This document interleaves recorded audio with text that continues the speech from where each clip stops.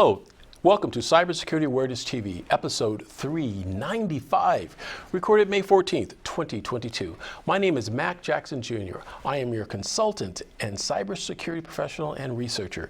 If this is the first time you have seen this show, I want to let you know that we discuss cybersecurity awareness tips that you can use today to protect yourselves from the fastest growing crimes of the 21st century. We also cover news stories and interviews with industry experts on how you can protect yourselves from these cyber hackers. I also want to thank everybody who's listened to our show over the years and been a part of us here at WWDBTV on the Roku network as well, folks. We really appreciate your support and being able to give us information to help us give back data to you and find out information that you could use regarding cybersecurity. If you'd like to find out more about my show and my company, you can go to my website at macjacksonjr.com. That's macjacksonjr.com. Remember to share, like, and subscribe. Remember to hit the notification bell as well to connect with us on Cybersecurity Awareness TV. Again, here at WWDBTV on the Roku network. And again, folks, if you'd like to support us as well in getting these news stories, this research out to you regarding cybersecurity awareness, you can do that by becoming a member of our Patreon channel. By becoming a member at patreon.com/MacJacksonJR. That's patreon.com/MacJackson.com. In today's episode, we're talking about cyber news. We're talking about protecting your personal and privacy data online. That's right, folks. There's been an interesting change here from one of the largest data collection companies online, and that's Google. They have announced that they've come up with a way that you can remove information about yourself from being online. Very interesting, folks. Definitely want to stay tuned to hear that segment. In segment 2, we're talking about a year after the Colonial Pipeline disaster that happened last year. There was a hack attack last year that shut down the East Coast. And what happened since that year has gone by? Has it changed? Stay tuned to find out about that.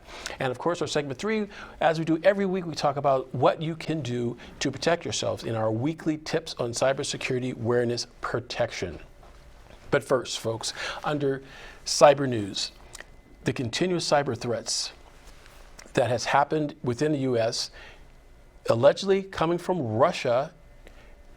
These ransomware attacks have affected all forms of sectors in the U.S. One of the biggest ones that happened last year was the Colonial Pipeline. Is our infrastructure protected from this type of cyber attack? It's been a year, folks, that this has happened, and we'll be discussing this as well. But before that, we will talk about what has happened to our privacy online. Now, Google has announced that they are coming up with a way to give consumers back their privacy by restricting what data is available to them online. Information such as their names, photographs, comments, profiles, all this data that's in search engines. Now, Google has come out and said, you know, we're going to allow our customers and consumers to request to have this data removed from their search engines, which is a good thing because there's so much data about individuals out there that are true and some that are false, and other ones that are misinformation and disinformation that's out there that should be removed. And Google is making steps forward to remove this information. We'll get back to a Colonial Pipeline story here in our next segment, but to reiterate about this Google privacy issue, the information that Google has on all of us there online is available to anyone. And it's there because information that we have given them through certain social media applications and from other maybe governmental agencies or private companies that have put information about individuals online. Now Google has given us an option to have this information removed. This will happen in November of this year. You can request your information to be removed from Google. This harkens back to a story we've done here on Cybersecurity Awareness TV to discuss a regulation called GDPR. The General Data Protection Regulation came out of Europe that was implemented and mandated across the world back in May of 2018. That European customers can request to have merchants remove their transactional data from their databases and prove that they've done it. GDPR is a way of protecting individuals' personal data to being stored in databases and sold to merchants for advertising or whatever activities that they would need. But because of the hacking attacks that have happened and data have been stolen from legitimate companies like advertisers, which is a legitimate business, but data has been stolen from these legitimate businesses and nefarious operations and transactions have been created from it. Laws and regulations like GDPR have been enacted to protect consumers and protect their data. And this is a good sign that we have this type of data protection available to us. Now, again, GDPR started off in Europe. In the US, this law hasn't existed for GDPR within the US. However, there is a state of California version of GDPR that is implemented and mandated for residents of California. And because of that, other states in the union are also implementing their versions of a GDPR in protecting consumers' data, meaning that once you've given your personal information to a website, you could then go back to that website or that company and request for data to be removed. Now, if you go back and look at some of our episodes we've done a few weeks ago on this particular subject, we talked about ways that you can remove your information from online services. That's a show you should definitely go back and take a look at as well here on Cybersecurity Awareness TV. But this information that Google has come out is definitely something that is needed. They've been under pressure, Google themselves, to ensure this privacy protection of their consumers by advocacy groups, to be more transparent of what happens to this data. They've been very much criticized for it. What are they doing with it? How are they selling it? Who are they giving it to? That's why it's important that you learn about this, to stay aware. And if you do have information about yourself that you'd like to find out about, you can definitely look into this in November. But until then, folks, there is a couple things you could do. We'll share that with you right here. Google has an option that you can use a term we call Googling ourselves. Basically what that means is that you go to Google Alerts, google.com/alerts, and you could type in an alert by entering your email address and your name. If there were any stories about you that are published out on the internet, Google will immediately send you an email letting you know, so you'll be one of the first to know if there's any good or bad information about you that's broadcast online. Now, this is the type of information you definitely want to collect and monitor, and if any information that's false, you'll be able to go to contact Google and have this information removed. Now again, folks, this will happen until November, so definitely stay tuned regarding this. I have a clip here to show you to continue the story that we found online from NBC Channel 10 out of Philadelphia. It talks about the changes that Google's make. Check out this clip. Time for NBC 10 Response here, and there's a lot of information on the internet about all of us, but what if there was a way to make it tougher to find something? Yeah, Google says it can do it. The company today announced a new function that will allow users to request certain information be wiped from its search engine. You can find just about anything on the internet. The web is just constantly taking in data. It never gives any back. Cybersecurity expert Matt Barnett says that includes your personal information. A lot of these things are being used to target us for spam and identity theft and just in general kind of nuisances.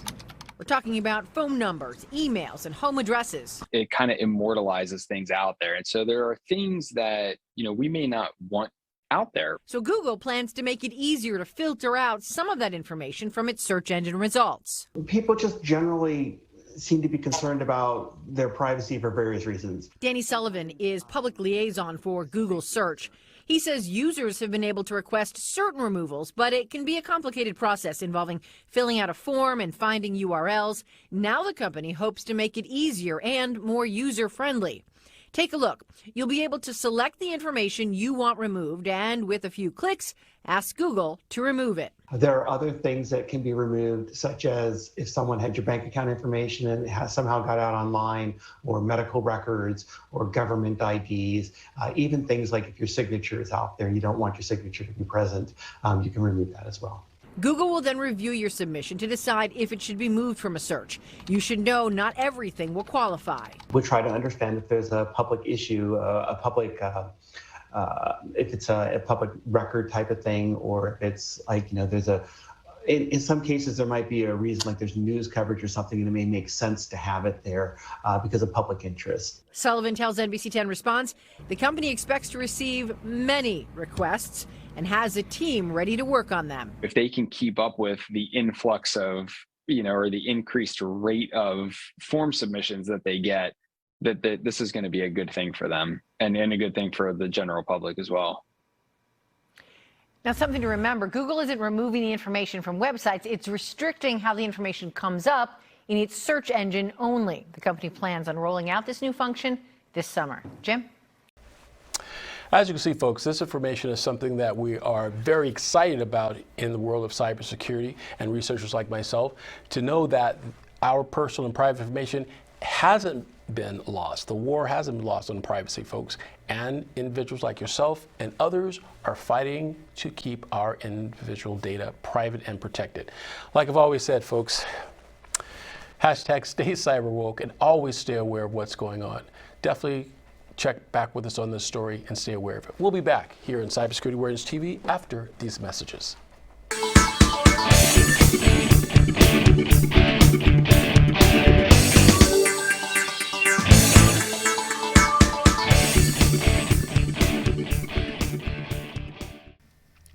Hello folks, this is Mac Jackson Jr. from Vanderson Cyber Group. The problem with businesses today is that they are affected by cyber attacks from around the world, but companies are not sure of what to do. Normally, they are reactive instead of proactive. But folks, cyber attacks can affect your bottom line, and it will affect you financially, legally, and your business reputation. Here at Vanderson Cyber Group, we can help you develop a policy by training your employees on what to do if they are involved in a cyber attack and how to mitigate it and fight against it. Folks, we call it here hashtag stay cyberwoke. And that's Vanderson Cyber Group here in Las Vegas and around the world. You can reach me, folks, at VandersonCyberGroup.com or my website, MacJacksonJr.com as well. Here locally, 702-868-0808. Give us a call today, folks. We must fight back.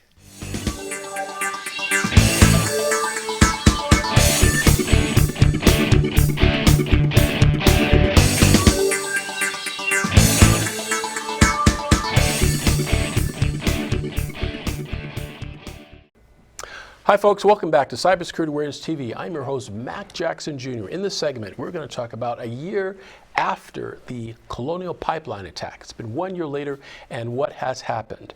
Is the situation resolved? Well, for those of you who may not have heard of the story, last year there was an attack on the Colonial Pipeline, a ransomware attack. And what happened was that Colonial Pipeline had a ransomware attack that stated that they must hand over $4 million in cryptocurrency to the online hacking group called REvil, allegedly out of Russia.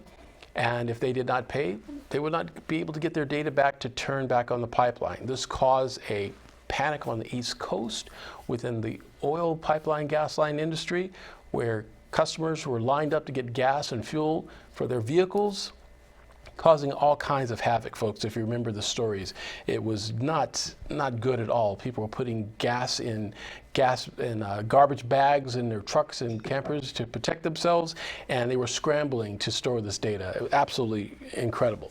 But as the story continues, the Colonial Pipeline were able to get lots of their money back, almost 100% of it back by these cyber criminals, with the help of our defenses here from the U.S. government and our military. That's right, folks, our cyber military, U.S. government. These guys are absolutely amazing. These hackers in our military, they're able to use offensive and defensive techniques and be able to track down these hackers and be able to find the monies from the Colonial Pipeline that were paid for this type of ransomware, plus over 1,500 other businesses that were affected by this type of ransomware attack. But where does it stand now? Does that mean it's stopped? Is Colonial Pipeline immune now to this type of cyber attacks? Folks, no. They're not immune from this type of attack. It can happen again, and not just from Colonial Pipeline. There are other companies as vulnerable, like the meatpacking industry that had a cyber attack as well that affected them. There has been city municipalities that have been attacked by these types of ransomware attacks. All companies and businesses, municipalities across our country need to be, and they are, on alert. And as the Homeland Security Director has stated, it's called Shields Up. Shields Up, folks, which is a term used meaning that stay alert and stay protected and on guard for these types of attacks that are happening to our infrastructure. And to continue the story, I'd like to play a clip for you. From WKRN, ABC News, Channel 2 to continue this particular story. Here's a clip. 1 year has passed since the Colonial Pipeline breach. Good evening, I'm Emily Proud. Not only was gas nearly impossible to find, but it also posed a major threat to transportation. News 2's Nikki McGee found out the threat may not be over, and breaches like these could shut down other aspects of our lives. Gas prices may seem high right now, but if you think back to a year ago, just finding gas was nearly impossible. And while lines were wrapped around blocks, a national security expert says the pipeline breach exposed a threat that goes well beyond the pump. Chris Ronquillo remembers the fight to fuel up a year ago after Tennesseans learned about the Colonial Pipeline cyber attack. Like 30 minutes to wait to get to the gas pump, and then, everybody was saying, hell, there was people around the corner. From inside the station, Antriel Dimitrov remembers customers' reactions after being told not to panic buy. It was madness. We had customers coming in, getting huge amounts of gas, trying to put it in crazy things that gas don't belong in. Gas was eventually restored after millions of dollars in ransomware was paid. But cybersecurity expert Eric Cole warns the threat extends well beyond the pump. Colonial Pipeline wasn't an anomaly. The vulnerabilities and exposures that are in Colonial are in a lot of our other critical infrastructure and could happen with electricity, oil, gas, and water across the country. So this really needs to be a wake-up call. Even local businesses have been forced to pay hackers ransoms to get access to their data again. We've seen ransomware payments as low as $300 all the way up to multi-million, targeting the small, medium, and large companies. So this is a problem that everyone needs to worry about, no matter how small, how medium, or how large you are. If you're in business and you have clients, ransomware could hit you. Cole's advice: use separate devices and store data on a device not connected to the internet. I have a Windows computer that I do all my work. I write all my reports. I do my analysis, but I never check email or surf the web. Then I have a simpler iPad that I only use for checking email. Now, if I do make a mistake and I click on a link or open an attachment and I get hit with ransomware, it's on an iPad that doesn't have any data. There's no exposure, and I can rebuild it very, very quickly. Although steps can be taken to prevent these hacks, for some, the vulnerability exposed by the Colonial Pipeline is shocking. Scary. A push of a button and everybody's life can get changed. Nikki McGee, News 2. In addition to the Colonial Pipeline, over the last year, meatpacking company JBS was also hacked. That resulted in slowing down beef production across the U.S. Some cyber experts are now warning about attacks from Russia amid the war in Ukraine.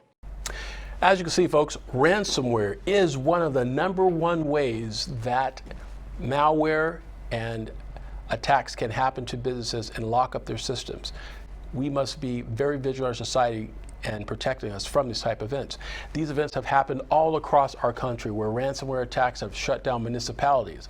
As of such, on the show next week, we're going to be interviewing a mayoral candidate. That's right, folks, a mayoral candidate to discuss what types of cybersecurity strategies would this mayoral candidate suggest that the citizens of North Las Vegas here in Nevada can do to protect themselves, and what the city agencies are doing to protect residents of North Las Vegas. So mayoral candidate Pam Brown will be here to talk to us next week. So definitely join us here on Cybersecurity Awareness TV to see that interview I have with the mayoral candidate. So folks, like I've always said, and like we've always said on the show, we must stay alert, stay cyber woke, protect ourselves, make sure that your employees are cybersecurity aware, make sure they have training and understand the policies and their responsibilities in protecting company data and company assets. We'll be back, folks, after these messages. Thank you.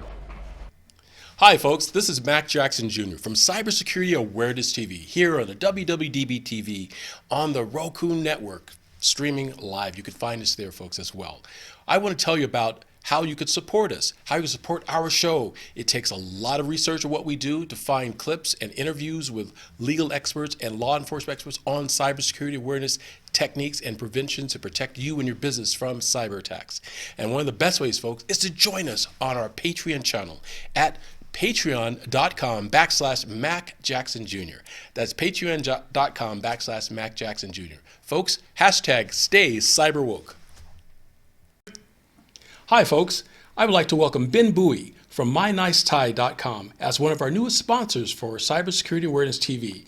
At MyNiceTie.com, they provide and are committed to providing classy neckties for the business community. At MyNiceTie.com, their motto is Wise Up, Suit Up, and Stand Up. You can find nice ties like the one I'm wearing now at MyNiceTies.com.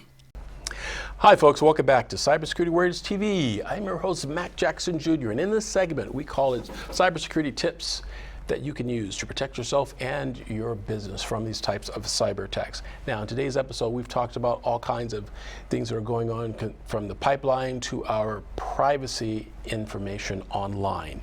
There are things you can do to protect yourself, and let's go through the drill, and it starts with a password. I say it all the time, folks. It is the easiest key to unlocking your personal data on all of your devices is your password. And again, this week I've talked to other clients and people about their passwords, and everyone will give you the same information. And it's too complicated to remember. They must have a simple password, so they'll write it down. They'll put it in a spreadsheet. They'll write it on a piece of paper. They'll clip it to their computer so they don't forget it. Folks, hackers know this, and your password is your key, like a key to your house. You wouldn't have a simple key to open your door or your home. You want to have a complex key, a complex system to your front door the hackers can't get in. And that's what you need to have set up for your computer system as well, and your information online. Just make sure you have a strong password, folks. And again, to find out more information about that, definitely contact my company or look at some of the stories and blogs and ebooks we have on that for more information on strong passwords. And I'll just say it that way, folks. Strong passwords you must have. Also, when you're talking to people online, there's lots of scammers out there. These hackers and scammers are going back to the old-fashioned way of calling you up on the phone and using threats and coercions to give you, to make you, that is, feel that you should give them information about yourself. And what they'll do is that they'll take the information that you give them about yourself and connect it with data that they have found about you online and try to exploit or compromise your privacy. If you get phone calls from people stating that they're from Amazon or any of these online services that you owe money that you need to pay or they need to verify a credit card from you, definitely don't give them information. Just hang up.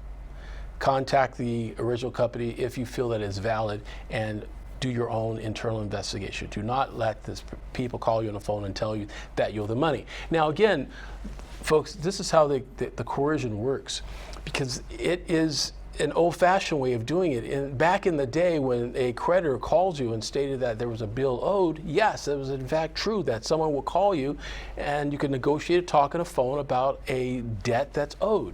But now hackers are taking that vulnerability of someone calling about a debt and trying to get you to pay for something that you had nothing to do with.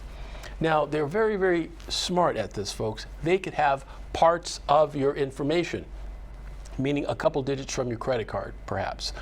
They could have half information about your account, because this is data they have also stolen on the darknet about you.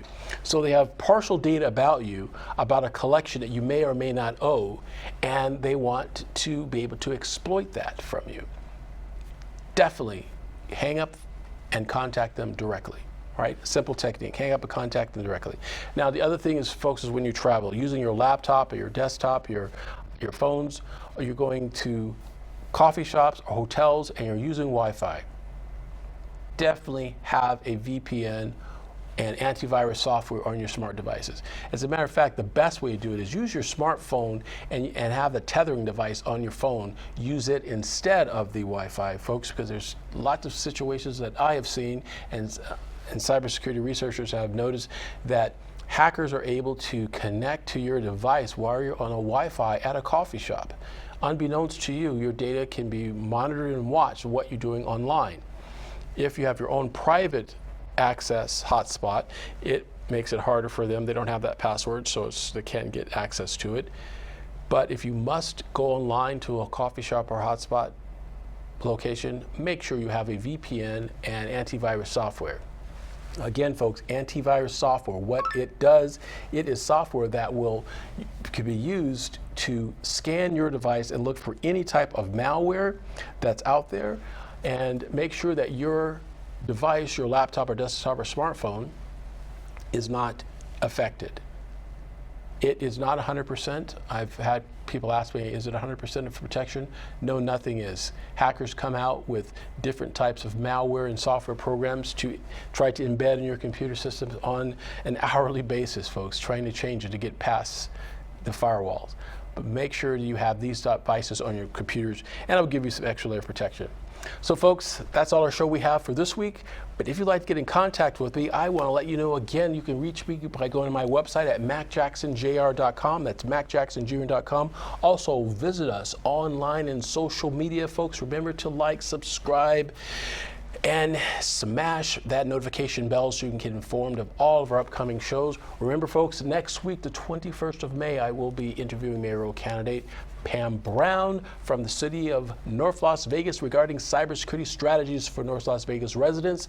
Definitely stay tuned for that as well, folks. And again, we are streaming on the Roku streaming network under WWDBTV. Again, my company is Vanderson Cyber Group at vandersoncybergroup.com. Folks, have a great weekend. We'll see you next week.